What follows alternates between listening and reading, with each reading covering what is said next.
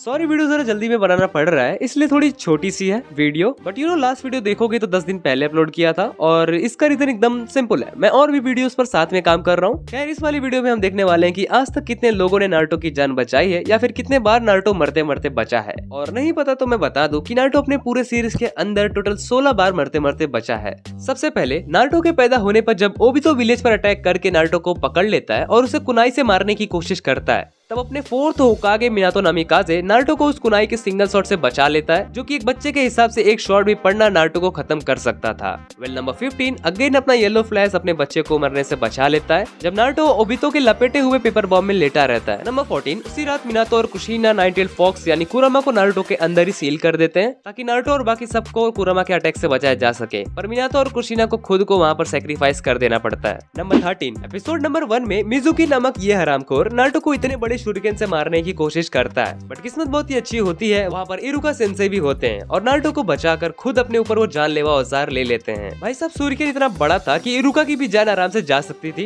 पर इरुका बच जाता है बिकॉज वही ध्यान ना देने वाली बात कि उसने ये वेस्ट पहना था। नंबर 12 ये वाला सीन याद होगा जिसमें जिराय सेंसेई नारुतो की समनिंग जुत्सु और कुरामा के चाकरा कंट्रोल वाली ट्रेनिंग करा रहे होते हैं, जहाँ जिराय सेंसेई के पास लास्ट ऑप्शन ये रहता है कि नारुतो को किसी सीरियस और टफ सिचुएशन में डाला जाए ताकि कुरामा के नारुतो पर काबू पाने से पहले नारुतो कुरामा के चाकरा पर किसी तरह से काबू पाना सीख जाए। तो भाई ने क्या किया, नारुतो को उठाकर सीरियसली खाई में फेंक दिया, जो कि गामाबुंटा के समन होने से पहले हम सभी को सोचने पर छोड़ दिया गया कि अब नारुतो बचेगा कैसे। और लिटरली अगर नारुतो का समन फेल हो जाता वहाँ पर फिर तो टूट गया मैं तो अब।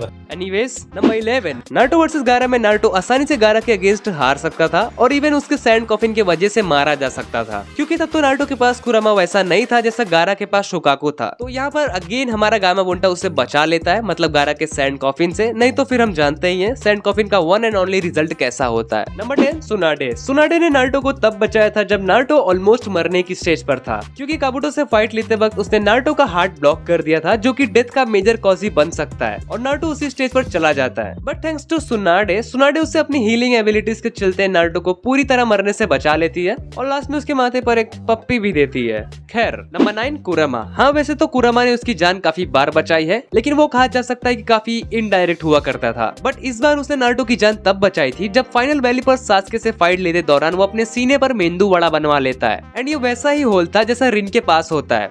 क्या बात है। I mean, जैसे ककाशी ने उसे अपने चिदोरी से मारकर दे दिया था, बट यहाँ पर कुरामा नारुतो को अपने हीलिंग फैक्टर्स के मदद से उसे डायरेक्ट हील कर देता है। नंबर 8 पर आ जाते हैं अपने जिराय सेंसेई ने नारुतो को तब बचाया था जब नारुतो के ट्रेनिंग के दौरान नाइन टेल उस पर हावी हो जाता है और उसकी चौथी पूंछ उग जाती है। तब लिटरली जिराय सेंसेई ने अपनी जान पर खेलकर अपनी जान को दाव पर लगाकर नाइन टेल के इस जानलेवा फॉर्म को सील कर देते हैं और नारुतो को बचा लेते हैं। नंबर 7 के लिए हमारी नहीं नारुतो की बंदी। इसने पेन आंख में नारुतो वर्सेस पेन की फाइट में इंटरफियर करके पेन का कुछ समय के लिए ही पर उसका ध्यान भटका दिया था ताकि फंसे हुए नारुतो को थोड़ा सांस लेने का टाइम मिल जाए। भाई बंदा कब से लड़ रहा उन लोगों से और यहाँ फिर फंसा हुआ नजर आ रहा है। तो भाभी जी अपनी पहली एंट्री लेती हैं और नारुतो को पेन से बचाती हैं, खुद शिकार बनकर। खैर अगर ऐसा नहीं भी होता तो नारुतो का टॉग नो जुत्सु तो था ही। नंबर 6 उसी पेन आंख में नारुतो के इस ट्रांसफॉर्मेशन के बाद कुरामा का सील बहुत ही ज्यादा कमजोर हो चुका होता है कि वो नारुतो को कंट्रोल करके उसकी जगह ले सकता था। बेसिकली नारुतो की जान जा सकती थी। ट्रांसफॉर्मेशन में एक चीज देखा होगा आपने कि कुरामा अपनी बॉडी का शेप ऑलमोस्ट ले लिया रहता है, बट अहम मौके पर मिनाटो आकर मामला सुलटा देता है उसी सील को फिर से बनाकर, और नारुतो का वो ट्रांसफॉर्मेशन पूरा जीरो हो जाता है। एंड या अगेन मिनाटो ने उसकी जान बचाई।